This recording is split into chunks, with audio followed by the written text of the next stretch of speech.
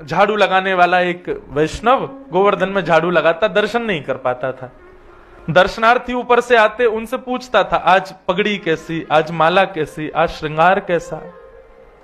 और जैसा वो बताते, नीचे रज में ठाकुर जी का वैसा मुखमंडल बनाता, वैसी पाग बनाता और वैसा ही माला आदि धरा के, और फिर रज में बनाई गई अपनी कलाकृति को श्री जी बाबा समझ के प्रणाम करता। बोले जय हो, आज ऐसे दिख रहे हो। एक दिन ठाकुर जी के हृदय में उससे मिलन की कामना उत्पन्न हुई, और जैसे उससे मिलन की कामना उत्पन्न हुई तो राजभोग के बाद जब सब दर्शन करके चले गए, पूरा गोवर्धन खाली हो गया, सब लोग जाकर शयन चले गए। 1-2 बजे सब सो जाते हैं दोपहर में।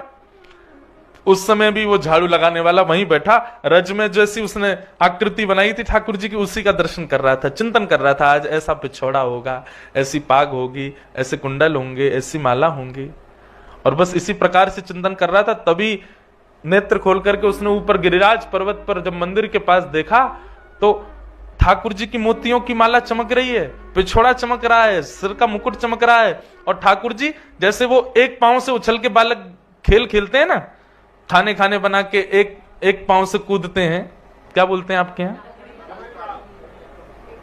हमारे यहां उसको ती बोलते हैं। हाँ, सब जगह अलग अलग है। वो ऐसे डालो, फिर एक पांव से पकड़ो। कब से तो खेला ही नहीं, बचपन में खूब खेलते थे। ऐसे श्रीनाथ जी अपनी एक टांग पे उछल रहे थे गिरिराज पर्वत पे, एक पांव पे उछल रहे, एक पांव ऊपर कर रखा, और पांव पकड़ के वो करे, अरे कोई अयो भैया मेरे कांटों लग गए, मुझको बहुत पीड़ा है रही है, जल्दी आओ।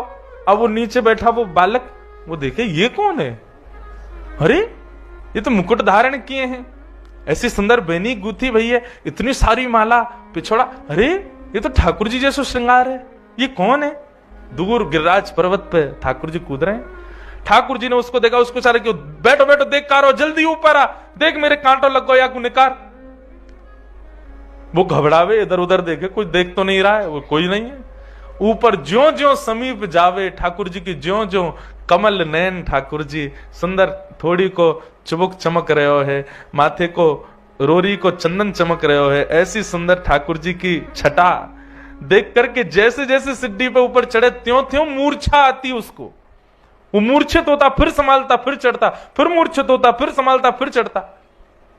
ठाकुर जी के अति समीप पहुंच गया, वही मूर्छित हो गया। ठाकुर जी ने सिर पर हाथ फेरा, होश में आया, बोले लाल जी आप ही हो? बोले हम बे मैं ही हूं लाला, मैं तुमको यहाँ मारे बुला रहा हूं, मेरे ना कांटो लगो पाँव में, जल्दी चल निकाल दे याकू।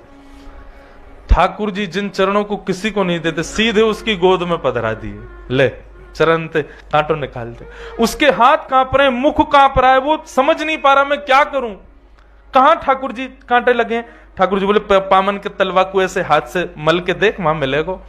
ठाकुर जी के श्री चरण कमलों के तलवे, जहां पे वज्रांग कुशध्वज सरोरुहलांचनाड्यम उत्तुंग रक्त विलसन्नक चक्रवाल, देवता आदि कहते हैं जिसका स्पर्श किसी को प्राप्त नहीं होता, वो उस झाड़ू लगाने के वाले की गोद में दे दिया। बोले ले धूड़िए भैया कांटो कहां है?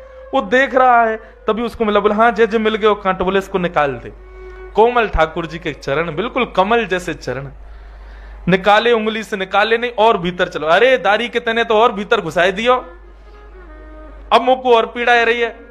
बोलो ठाकुर जी कैसे निकालूं? बोले ऐसे ना निकालो, सुन तू पाम पकड़ के और अपने दांतन से निकाल। बोला मेरे प्राण निकल जाएंगे नाथ, इतनी कृपा मत करो। बोले तू तेरे प्राण ना निकलेंगे, मेरे निकल रहे हैं, जल्दी निकाल। जबरदस्ती कृपा कर रहे हैं उसके ऊपर, और वो कोई कांटा लगा थोड़ी है, बस उस पर कृपा करनी है ठाकुर जी को। उसके मुख के पास अपने चरण दे दिए और वो अपने दांतों से ठाकुर जी के कांटे को निकाल रहा है। ठाकुर जी बोले चल, अब मुंह को लेके चल। बोले कहां चलना? बोले आज गोविंद दास अपनी खिरक में दाल बाटी बना रहा है, बाकी दाल बाटी खावे जाऊंगा मैं, चल ले चल मुंह को। अरे ठाकुर जी ये सब गोविंद दास आदि अष्ट सखा, ये लोग बड़े अपरस में रहते हैं, शुद्धता पवित्रता का बड़ा ध्यान रखते हैं, आप मेरे से छुप गए हो ये भी इनको पता चल गई तो मुझे मार देंगे महाराज जी। ठाकुर जी बोले तेरे संग मैं हूं ना, चिंता क्या करे, चल अपने कंधा पे बैठा ले। ठाकुर जी उसके कंधा पे बैठ गए और सिर पकड़ लिया और वो लेकर के जा रहा है। सोचो छवि कितनी सुंदर है, एक नन्हा सा झाड़ू लगाने वाला बालक अपने कंधा पे श्री जी बाबा को लेके जा रहा है, और ठाकुर जी उसको बता रहे हैं, सुन सुन सुन, देख वो गोविंद स्वामी की खिरक आ गई है। बोले हाँ।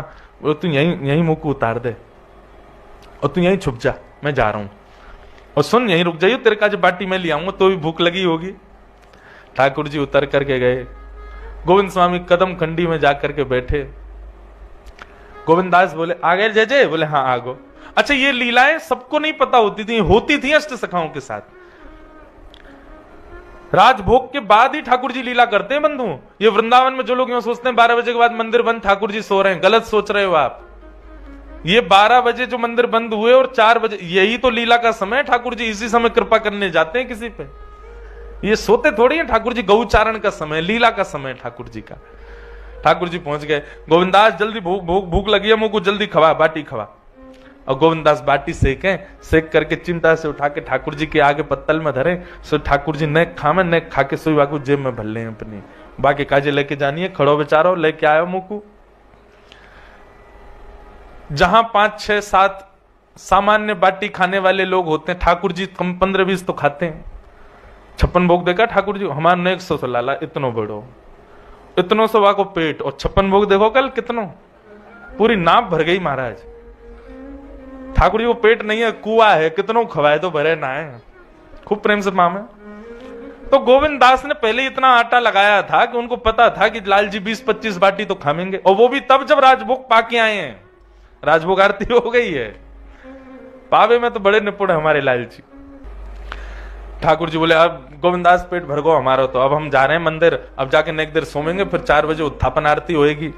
गोविंदास बोले जय जय, बड़ी कृपा। जैसे ही ठाकुर जी खड़े भये, सो ठाकुर जी की पीतांबरी इतनी फूल गई, बाटी बल रही जेब में। गोविंदास बोले जे का है रो ठाकुर जी ने रुकियो? बोले कहा ये इतनी पीतांबरी ऐसी तुम्हारी कैसे फूल गई है? ये तो तब फूले जब आप नाचो, जो गोल गोल घूमो तो ऐसी पीतांबरी फूल जाए आपकी, ये इतनी कैसे फूल गई? कहा भर रखो भीतर? ठाकुर जी बगे कछु ना कछु ना कछु नहीं। गोविंदास ने पकड़ ली, देखे तो भीतर थे महाराज गोजा में बाटी भर रखी है। ये जेब को ब्रजभाषा में कहें गोजा, गोजा में बाटी भर रखी है। गोविंदास बोले बाटी जेब में काय धर रखी है, कौन के काजे ले जा रहे हो? ना कोई को नहीं। ठाकुर जी ने एक बार ऐसे देखी उसकी तरफ जो पेड़ के पीछे छुपा था। गोविंदास बोले कौन को देख रहे हो? दौड़ करके गोविंदास गए तो वो झाड़ू लगाने वाला बालक मिल गया। ठाकुर जी सही सही बताओ पूरी बात कहा है? तो उस बालक ने कहा गोविंदास जी मुझे क्षमा कर दो, मुझसे बहुत बड़ा अपराध हो गया, आज ठाकुर जी मेरे कंधा पे बैठ के आए हैं। गोविंदास बोले राम राम राम, महा गुसाई जी ने मंदिर में इतने नियम बना रखे हैं, हाथ धो के आए करो, पामन को धो के आओ, आधो स्नान करके आओ, शुद्धता को ध्यान रखो। बेचारा वो तानसेन एक बार पद गावे आयो तो गुसाई जी ने भगाई दिया। बोले काय? बोले पहले तांबुल थूक के आ, शुद्ध मुंह से सेवा कर ठाकुर जी की। इतनी सेवा शिष्टाचार को विचार करें, और यहाँ ठाकुर ने सबरी सेवा तोड़ रखी है। झाड़ू लगावे वाले इनके कंधा पे बैठ बैठ के डोल रहा है। ये सबरे नियम हमारे काजे नहावे धोवे के, तुम्हारे काजे कछु ना है। ठाकुर जी बोले अब ठीक है गोविंदास गुस्सा कर रहे हो, कोई बात ना, छोड़ दे याको। बोले याको कोई अपराध थोड़ी है, बेचारो ये तो ऊपर ही ना जावे कभी गिरिराज पर्वत पे, तुमने ही बुलाए होगो जरूर। बोला हाँ इनने ही बुलाए हो। ठाकुर जी बोले बजमारे तू और बता दे सबरी बातन ने, अरे तो पे कृपा करिए, तू और मेरी शिकायत कर रहा है। गोविंदास बोले ऐसे काम नहीं चलोगे। ठाकुर जी बोले बता कहा करूं? गोविंद कुंड में स्नान करो, स्नान करके ऊपर जाओगे। ये बड़े 3-3 बार नवा के हमको बड़ी अप्रस्था को बात बतावे, ठाकुर जी के सामने शुद्धता से जाओ, पवित्र, अब खुद अपवित्र हो ना के जाओ। ठाकुर जी बोले देख भैया सर्दी को समय, कैसी ठंडे कोहरा पड़ रहे हैं, सूर्य के दर्शन ना भाई 4 दिन आते, तू मुंह को कुंड में नवावेगो, ऐसा मत करे। चल मैं एक काम करूं, मैं आचमन कर लूं। अपवित्र पवित्रो वा सर्वावस्थांग तो पिवा यह स्मरित पुंडरी काक्षम सबाई अभ्यंतर सुचि।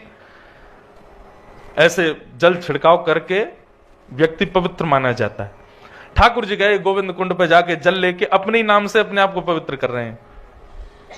यह स्मरित पुंडरी काक्ष सबाई अभ्यंतर सुचि। इतने में गोविंद दास पीछे से गए, धक्का दे दियो ठाकुर जी को, गिर दिए गोविंद कुंड में। ठाकुर जी महाराज गोविंद कुंड में डूब रहे हैं, तैर रहे हैं। बोले हे गोविंदा तो देख लूंगा मैं आज। गोविंदास की बात मान के ठाकुर जी बेचारे गोविंद कुंड में नहा लिए, दौड़ करके मंदिर में गए। जैसे ही उत्थापन आरती भई सो देखी ठाकुर जी के सर्वांगीण अंग से जल चुचा रहा है। गुसाई जी बोले जय जय, इतनी सर्दी आपको पता है श्रीनाथ जी साल में 3 या 4 बार स्नान करते हैं बस, तो बाकी के दिन गीलो कपड़ा करके पहुंच दिए जाए। बेचारे 100 बालक है, रोज रोज नहावेगो तो बीमार पड़ जाए वो, इसलिए रोज रोज केवल पहुंचा जाता है। बाकी जन्माष्टमी, स्नान पूर्णिमा आदि 2-4 साल में दिन है, उनमें स्नान करते हैं। गोविंदास जी तो बड़े अंगीठी रखी, कंबल उड़ायो। गुसाई जी ने, गोविंदास जी आए, गुसाई जी बोले, हे गोविंदा, तेने ठाकुर जी को धक्का दे दियो गोविंद कुंड में? अच्छा, तो पहले आके बता दे, इनने मैंने कहा कियो है, अब मैं बता दूंगा आप कहा कर रहे। ठाकुर जी शाहरुख ने, नहीं नहीं नहीं, तू मत बता भाई, मेरी शिकायत मत करे भैया, गोविंदा तू मेरो प्रिय ना है, मेरी शिकायत मत करे। गोविंदास जी बता दी, बोले गुसाई जी ये झाड़ू लगावे वालों बालक है, वह कंधा पे बैठ के घूम रहे, इनने शुद्धता अपवित्रता का विचार नहीं किया, इसलिए मैंने गोविंद कुंड में धक्का दिया। तब गुसाई जी लाल जी की इस लीला को सुनकर के बड़े प्रसन्न हो गए, बोले जय हो जय जय, आप बड़े कृपालु हो, कौन कौन पे कैसी कैसी कृपा करवे जामे, आपके या भाव को हम बार बार प्रणाम करें।